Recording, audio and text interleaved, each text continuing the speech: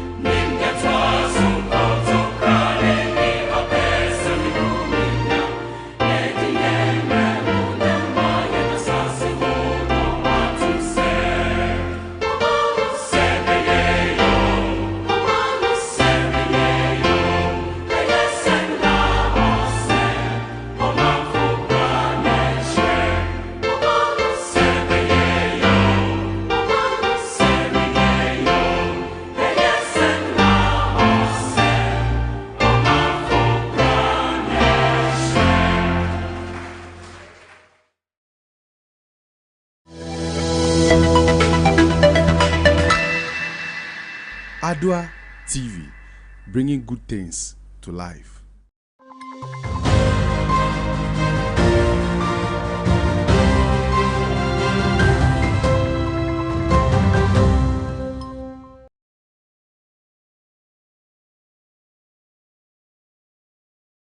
There, good morning and thanks for joining us on today's news bulletin. It is the midweek edition of the AM News coming to you live from our studios at the John Evans 50th Mills High Street in Accra.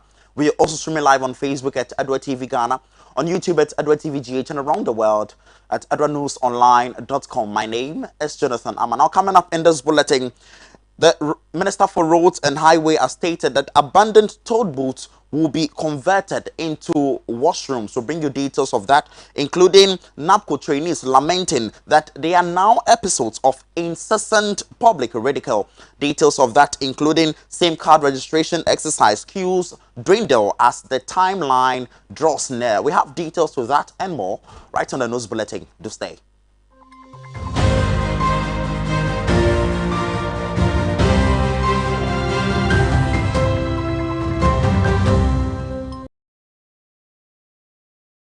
For staying with us, remember this is your hub of comprehensive and compendous news. Now to our very first story. The Roads and Highways Minister, Honorable Kwesi Amwakwata, has hinted that government is considering converting the about 38 abandoned toll booths into what he described as decent and proper washrooms. According to him, the indiscriminate attending of nature's call by motorists on highways is the reason for this move. We have alternative use for all the 38 or so toll booth centers across the country, because we have plans for all those who were working in the toll booths. Okay, we are going to continue to work with them, and we have come out with a lot of suggestions. We even want to refurbish all those toll booth structures to provide proper and decent washrooms, for instance, for the use by motorists, so that we advise them to desist from the practice that we see. At times, you find out or you see cars stopping, indiscriminately on the highway, and people getting out, to wee as we usually say it, urinating. You see men on the left, women on the right, or at times you see a man, a woman. It's all indecent. So that we are not having the talk back. It's not a good practice. When we get to the bridge, we shall cross it. For now, they are going to be used as a means where passengers and drivers can be. I said we have plans for them. The plans have not been implemented yet, but definitely we are going to make alternative uses of those facilities. Okay, so we are not going to leave them like that.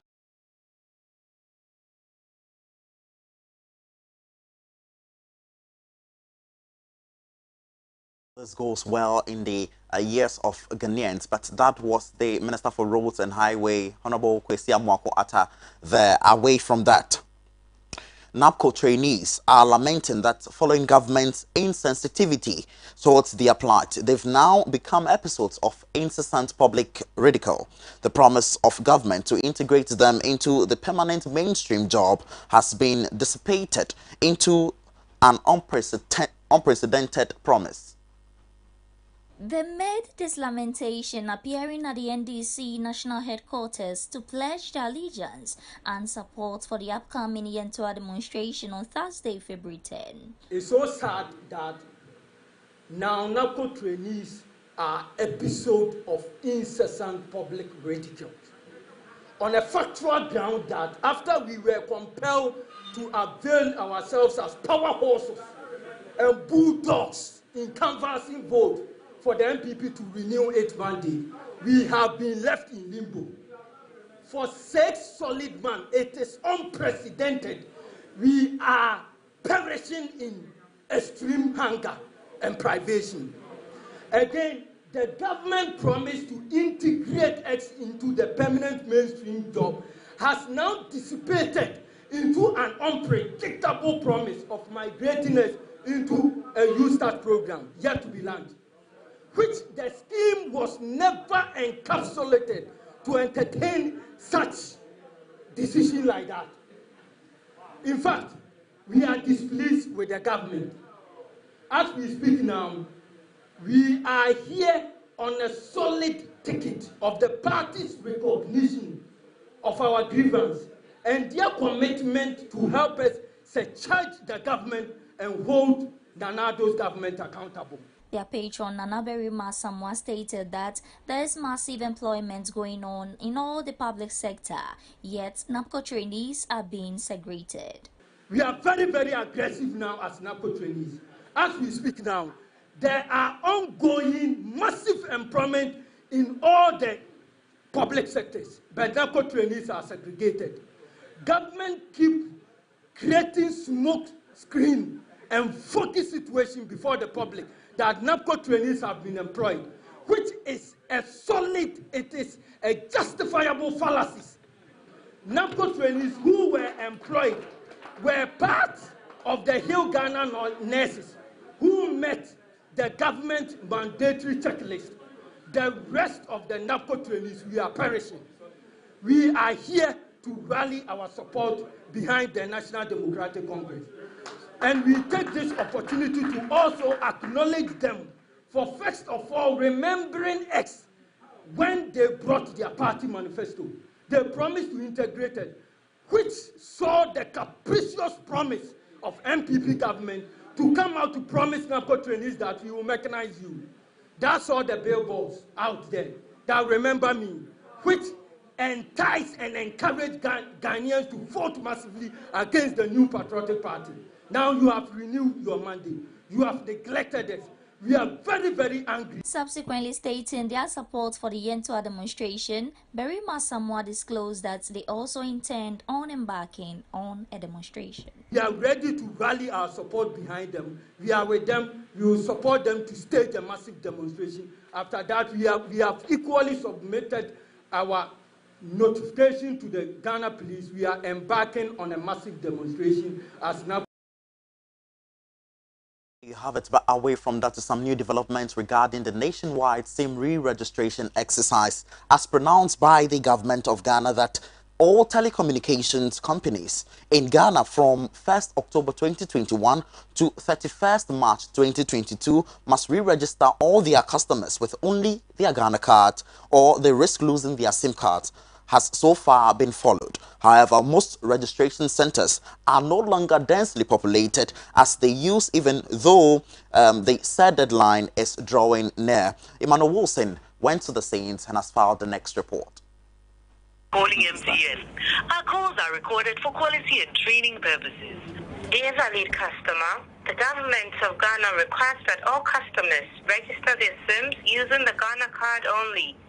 This exercise commences from the 1st of October and ends on the 31st of March 2022. To begin the process, kindly dial *404# and follow the prompts to link your SIM to your Ghana card. You may then visit any MTN office to have your biometrics captured to complete the process. Government, as part of its digitalization agenda, has instructed all telcos to re-register all their customers using just the Ghana card. This exercise started somewhere in October last year and is expected to end in March of 2022, somewhere 31st March. This exercise, when it began, saw lots of customers trooping into some registration centers just to get their SIM cards re-registered so that they are not disconnected. However, at the time of this report, these queues keep dwindling. In fact, at some registration centers where we visited today, the queues were so minimal that we were thinking that the exercise was almost over. We're on the Accra High Street at the Vodafone Registration Center, and we've been speaking to some of the customers who came here to re-register to ask them some of their concerns, some of their challenges, and this is what they told Adwin News. No, because the network is Which network is slow? Is it MTN. The MTN network is slow. I'm from there right now. You're from there right now? Yeah. Okay, so what are they saying? That you should go or you should come? Oh, they say you can wait, but me, I don't have time to wait. What do you think is the right thing they should do for you? What do you think is the right thing they should do for you? They should find more people to register. Because the office, there's plenty people there. You see, there's plenty people. We are also because of registration. So they should find people to come outside and register for us. So that they will be fast. Is this your first time registering? I'm a register. I'm a sham picture. I'm a next time. I'm a kind of available. Baku, I'm a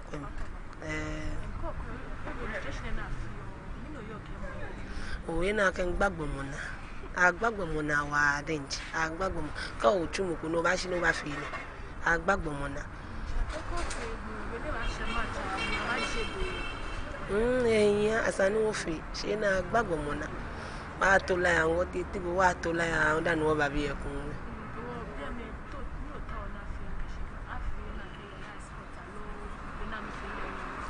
Ona gaka afi pon asani domo bini aba afi e bi sana ya man ni mo ni efe ko na anye afi ale Obi. Afore. Afane. Oh, unba chekumbo. Oh, na bia yin fi ofe MTN officer mpola ni maje tumbia ke kaswa. Nka abi no aka o network network ba no 2 minutes ko no aka eti off. Oh, one pin aka ni na afio ne egbamana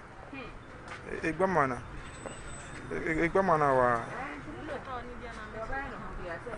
bela shwasanya isi ID card no hotel ID card no na ke chunu shi bena ke achake na isi eko waska ji Ghana card ni egbame pena ni me pina una ko amno na resta card point me pina ko amno ololo There you have it. And so if you have not registered your SIM card yet, come 31st March 2022, you're likely to be disconnected. And so if you want to stay connected to friends and family, get your SIM card, go to any nearest registration center with your Ghana card, get registered and stay connected. My name is Wilson Iraundo, reporting for Adwo News, Accra.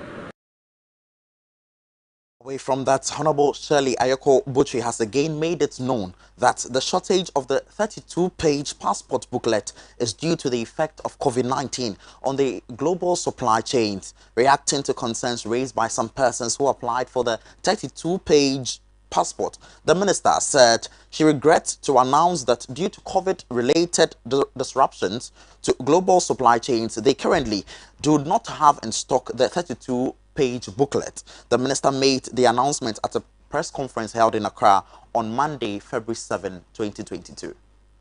The ministry placed an order sometime in August last year, but the booklets are yet to be delivered.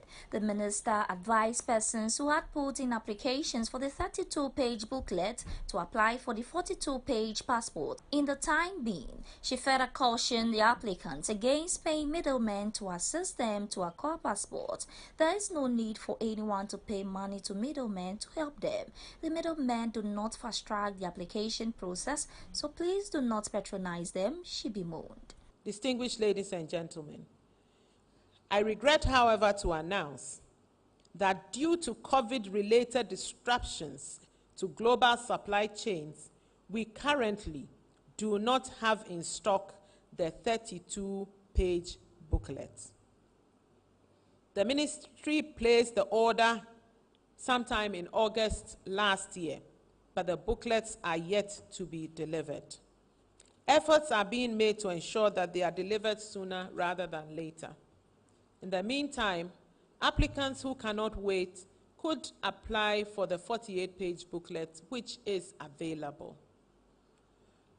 On this note, I'd like to humbly appeal to our friends in the media to help the ministry sensitize the public to the fact that passports are being processed within the specified period. And so there is no need for anyone, anybody, to pay any money to middlemen to help them. The middlemen do not fast-track the process in any way. So please do not patronize them. The Ministry of Foreign Affairs and Regional Integration has also extended the validity period of passports from 5 to 10 years for passport holders above 12 years. And we have also introduced a 48-page passport booklets to address the specific needs of frequent travelers. The ministry has also taken steps to establish biometric passport application centers at some missions abroad to make it possible for our compatriots in the diaspora to easily access passport services. There are currently 41 of our missions abroad operating such application centers. The arrangement is still ongoing to establish more centers in the remaining missions.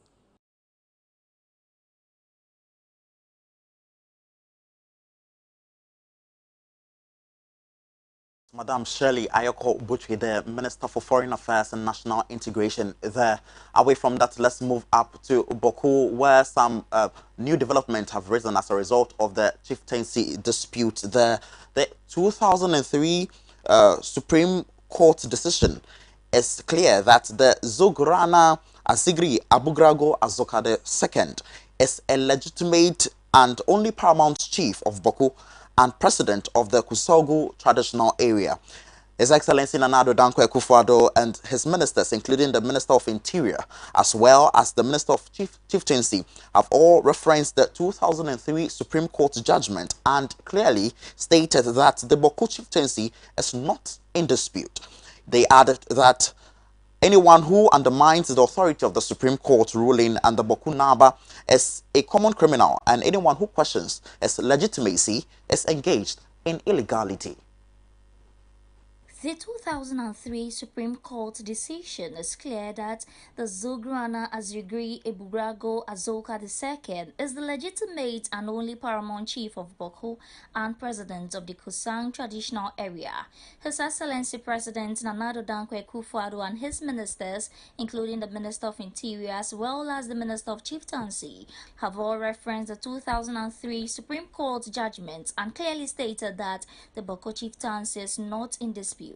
They added that anyone who undermines the authority of the Supreme Court ruling and the Boko Naba is a common criminal, and anyone who questions his legitimacy is engaged in illegality. Portions of the petition said the confidence Adam GH as a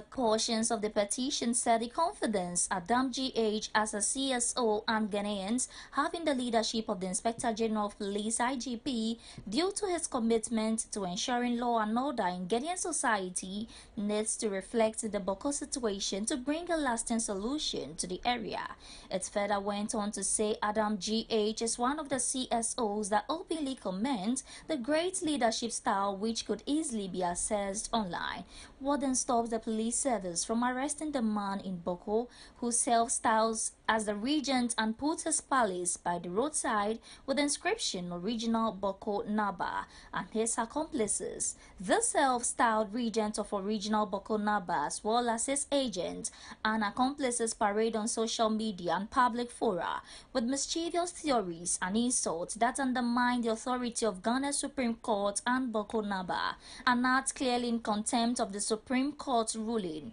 Part of the statement reads, the group bemoaned that this is happening because of lack of enforcement of the law by the police administration, since these people are seen in videos threatening the security officers in the meeting with the so-called Original Boko Naba's palace, and stating categorically that there will never be peace in Boko if their wish is not granted regardless of the Supreme Court decision. According to the petition, openly the President of the Republic has shown good leadership on Boko issue, but the law enforcement agencies do not seem to be helping the situation and have failed the people of Ghana, especially those in Boko, which led to the needless loss of innocent lives, including the promising young police lady. In fact, information regarding from Boko makes us believe that the police has not only failed or refused to arrest the criminals who caused the aggression and the violence, they also escort the criminals or aggressors to and from Togo and Burkina Faso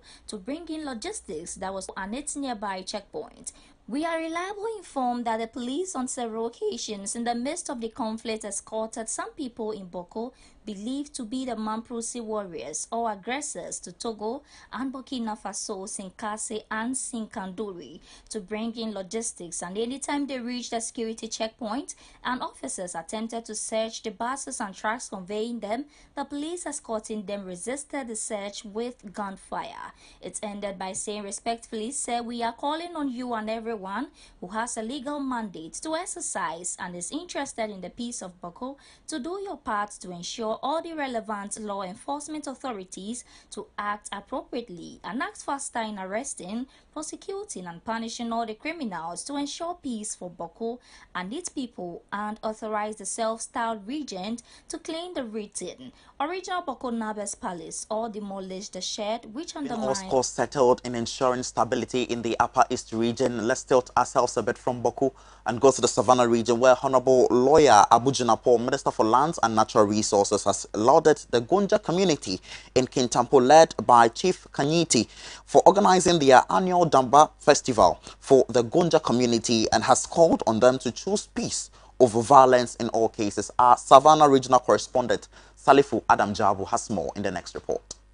Lands Minister Abu Jinapo has called on the people of the Gonja traditional area and Ghanaians in general to choose peace over violence any day, anytime. The lawmaker also thanked all other ethnic groups for the role they have played in peace building and coexisting all these years without any recorded cases of violence or internal conflict.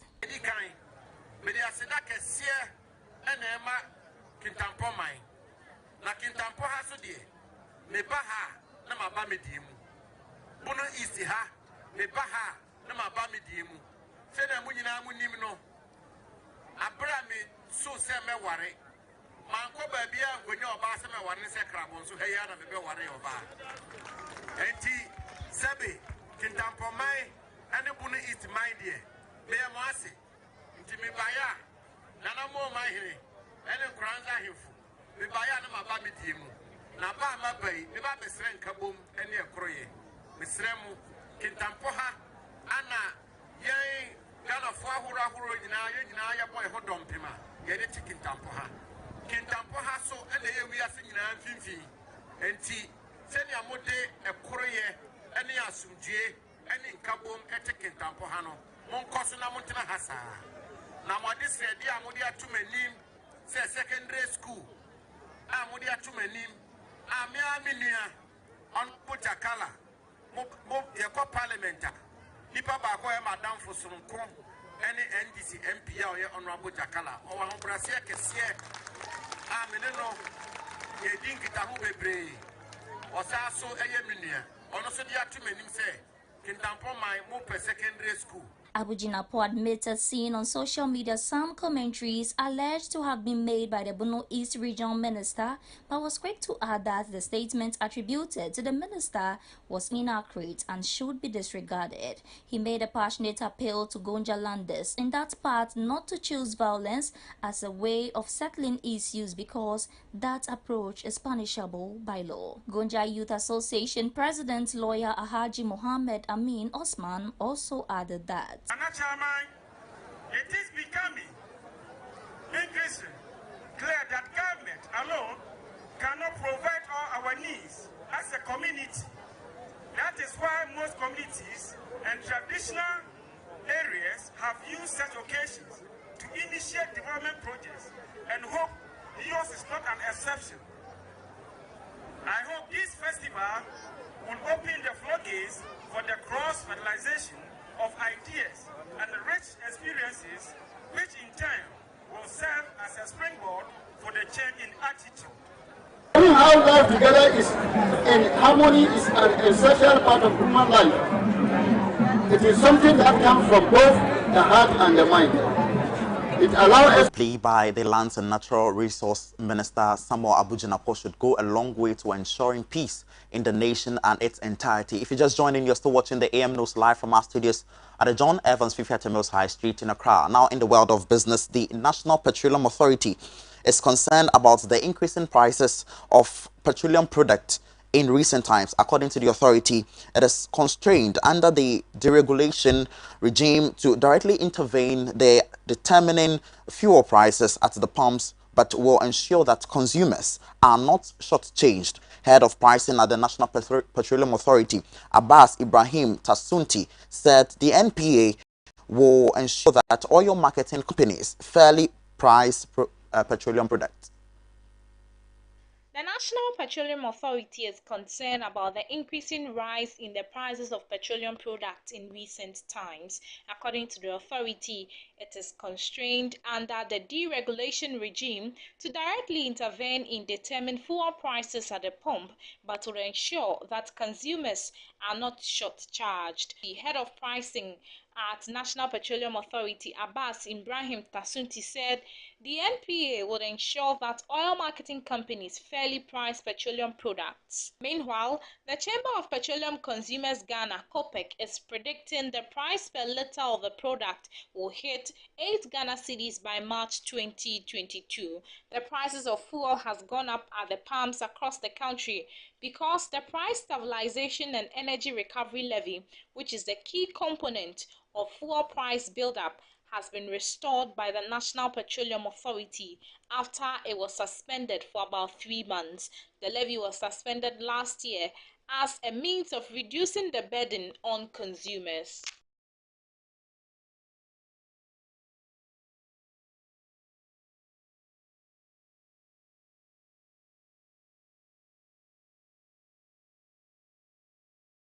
Some more business updates. The Ghana Revenue Authority has commenced the implementation of some 6 tax relief introduced by the government as part of efforts to cushion taxpayers against the impact of COVID-19 pandemic and support efforts by small and medium-sized business to create more jobs.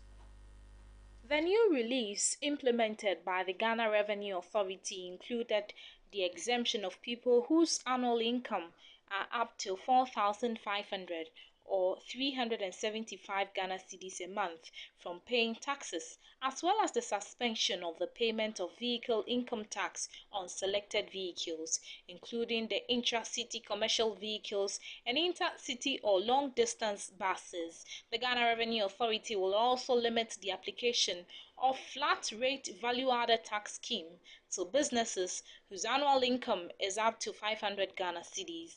The other release include the waiver of interest and penalty on tax arrears for all categories of taxpayers, the reduction of the withholding tax on gold export by small-scale miners by 50%, and the exemption of local textile manufacturers from paying VAT. The Ghana Revenue Authority believes that by granting this release, the government would be sacrificing part of the revenue that should be incurred on the state through taxes in a trade-off meant to revive businesses, as well as encourage individuals and firms to fulfill their tax obligations. The authority hopes to raise the market share of domestic manufacturers from the current 20 to 50% by 2025 through this new release, and also amount double employment in the textile sector for the current 2,500 to 4,500 by 2025. It also plans to use the policy to revive small-scale mining sector's contribution on gold production to about 50%. Well, this is how far would come to you with the midweek edition of the AM News right from our studios at the John Evans Fifiata Mills High Street in Accra. For more news, do well to log on to our website on adwanewsonline.com. Until then, my name is Jonathan Armah. Have a wonderful morning and enjoy the rest of our programs.